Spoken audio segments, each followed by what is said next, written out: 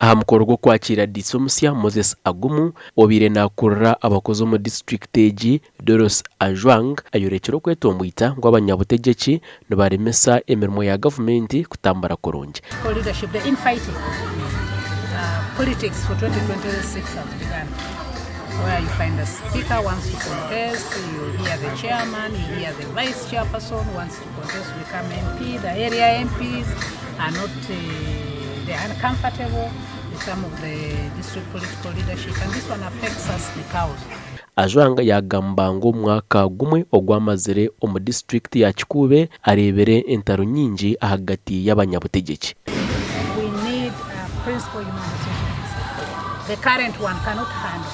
Actually, he has capacity gaps. We have many issues, staff complaints, people not getting salaries over a long period of time, not getting their pension. And really we need fresh, Kikuube needs fresh blood. Of what other people laid. Other things we shall be engaging. Programs, going to the field, we shall involve you people. Chairman wa district ya Kikuube Peter Banora hamwe na RDC wa Kikuube bagira ngo impindahinduka omu bakozi ba gavumenti n'ekyaburijo nuko kushaba ngo habeho okwebwa ebyenyuma batandike kukwatanisa.